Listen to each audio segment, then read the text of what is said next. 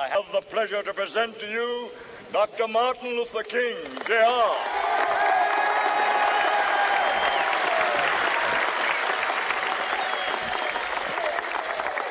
I am happy to join with you today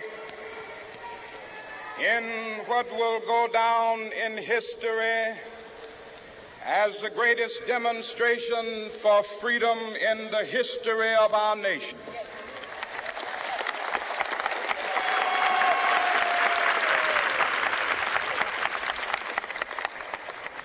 Five score years ago, a great American in whose symbolic shadow we stand today signed the Emancipation Proclamation.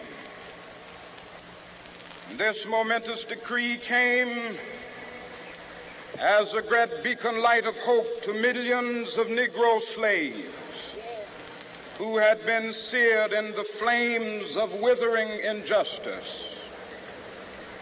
It came as a joyous daybreak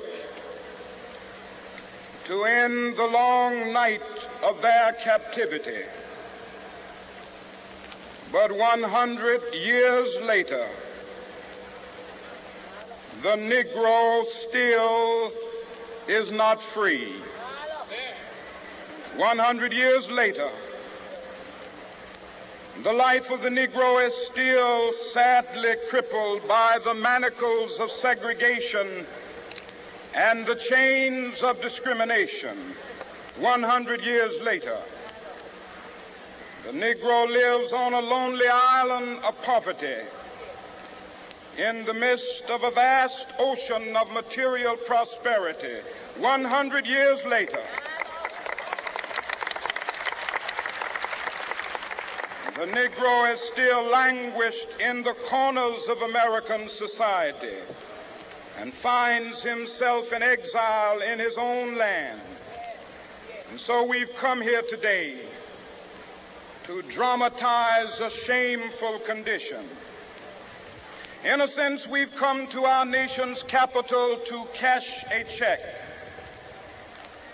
When the architects of our republic wrote the magnificent words of the Constitution and the Declaration of Independence, they were signing a promissory note to which every American was to fall heir. This note was a promise that all men, yes, black men as well as white men, would be guaranteed the unalienable rights of life, liberty, and the pursuit of happiness. It is obvious today that America has defaulted on this promissory note insofar as her citizens of color are concerned. Instead of honoring this sacred obligation, America has given the Negro people a bad check, a check which has come back marked insufficient funds.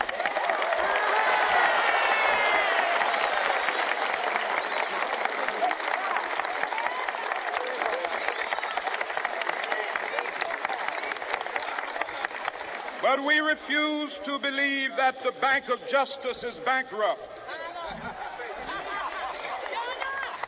We refuse to believe that there are insufficient funds in the great vaults of opportunity of this nation. And so we've come to cash this check, a check that will give us upon demand the riches of freedom and the security of justice.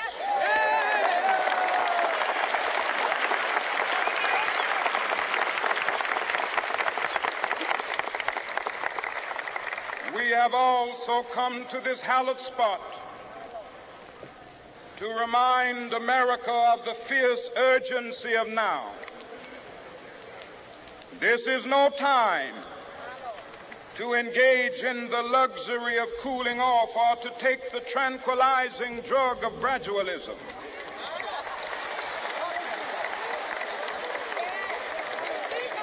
Now is the time to make real the promises of democracy.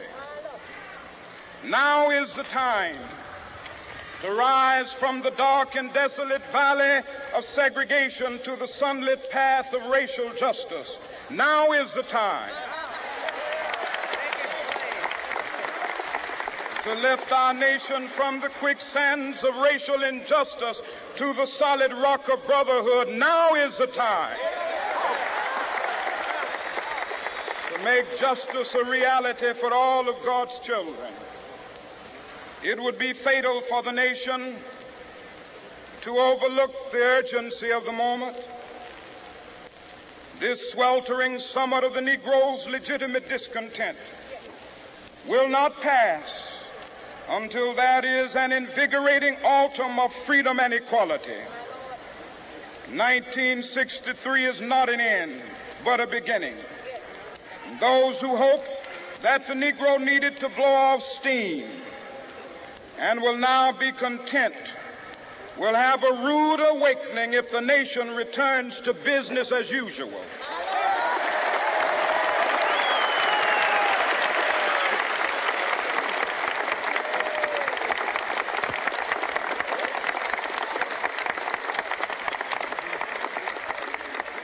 There will be neither rest nor tranquility in America until the Negro is granted his citizenship rights.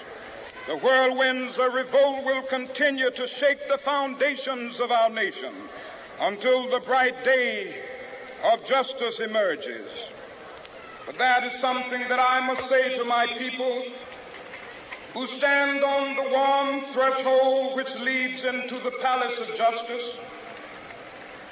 In the process of gaining our rightful place, we must not be guilty of wrongful deeds. Let us not seek to satisfy our thirst for freedom by drinking from the cup of bitterness and hatred.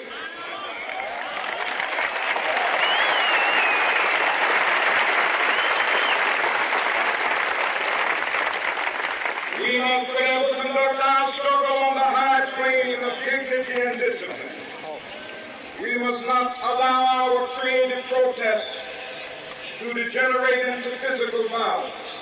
Again and again, we must rise to the majestic heights of meeting physical force with soul force. The marvelous new militancy which has engulfed the Negro community must not lead us to a distrust of all white people. For many of our white brothers, as evidenced by their presence here today, have come to realize that their destiny is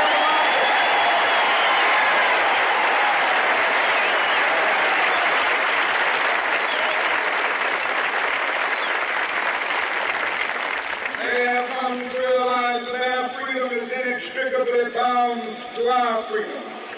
We cannot walk alone. As we walk, we must make the pledge that we shall always march ahead. We cannot turn back. There are those who are asking the devotees of civil rights, when will you be satisfied?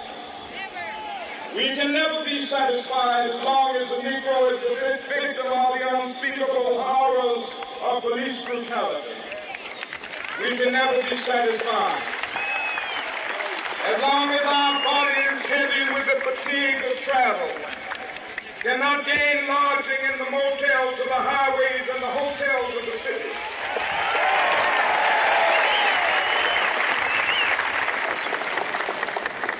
We cannot be satisfied as long as a Negro in Mississippi cannot vote and a Negro in New York believes he has nothing for which to vote.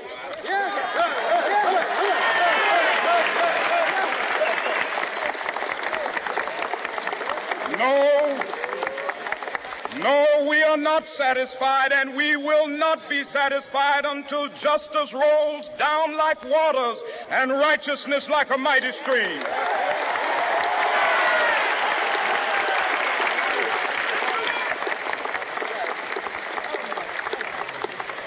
I am not unmindful that some of you have come here out of great trials and tribulations. Some of you have come fresh from narrow jail cells. Some of you have come from areas where your quest for freedom left you battered by the storms of persecution and staggered by the winds of police brutality. You have been the veterans of creative suffering. Continue to work with the faith that unearned suffering is redemptive. Go back to Mississippi. Go back to Alabama. Go back to South Carolina. Go back to Georgia. Go back to Louisiana. Go back to the slums and ghettos of our northern cities, knowing that somehow this situation can and will be changed. Let us not wallow in the valley of despair. I say to you today, my friends,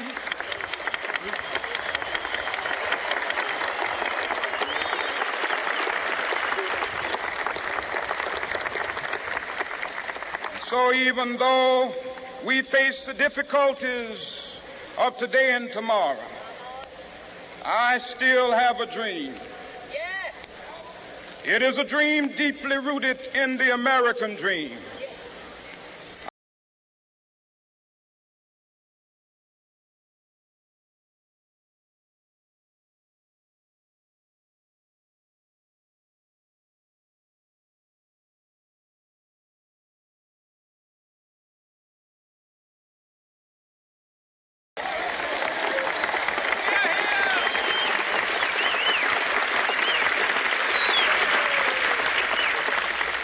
I have a dream that one day on the red hills of Georgia, the sons of former slaves and the sons of former slave owners will be able to sit down together at the table of brotherhood.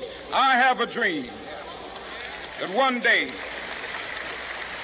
even the state of Mississippi, a state sweltering with the heat of injustice, sweltering with the heat of oppression, will be transformed into an oasis of freedom and justice. I have a dream that my 4 little children will one day live in a nation where they will not be judged by the color of their skin, but by the content of their character. I have a dream today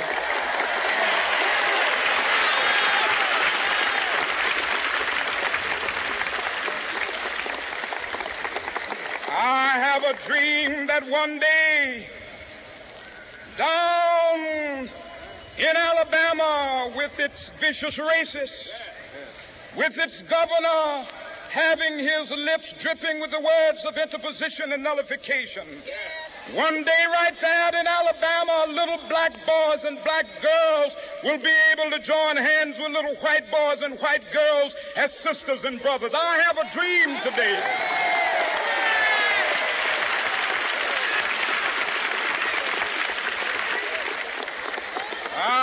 a dream that one day every valley shall be exalted, and every hill and mountain shall be made low. The rough places will be made plain, and the crooked places will be made straight, and the glory of the Lord shall be revealed, and all flesh shall see it together. This is our hope. This is a faith that I go back to the South with. With this faith, we will be able to hew out of the mountain of despair a stone of hope. With this faith, we will be able to transform the jangling discords of our nation into a beautiful symphony of brotherhood. With this faith, we will be able to work together, to pray together, to struggle together, to go to jail together, to stand up for freedom together, knowing that we will be free one day. This will be the day. This will be the day when all of God's children will be able to sing with new meaning, "My country, tears of thee. Sweet land of liberty, of thee I sing. Land where my fathers died, land of the pilgrim's pride. From every mountainside, let freedom ring. And if America is to be a great nation, this must become true. And so let freedom ring. From the prodigious hilltops of New Hampshire, let freedom ring. from the mighty mountains of New York. Let freedom ring from the heightening Alleghenies of Pennsylvania. Let freedom ring from the snow-capped Rockies of Colorado. Let freedom ring from the curvaceous slopes of California. But not only that, let freedom ring from Stone Mountain of Georgia. Let freedom ring from Lookout Mountain of Tennessee. Let freedom ring from every hill and molehill of Mississippi, from every mountainside. Let freedom ring, and when this happens, when we allow freedom ring, when we let it ring from every village and every hamlet, from every state and every city, we will be able to speed up that day when all of God's children, black men and white men, Jews and Gentiles, Protestants and Catholics, will be able to join hands and sing in the words of the old Negro spiritual, free at last, free at last. Thank God Almighty, we are free at last.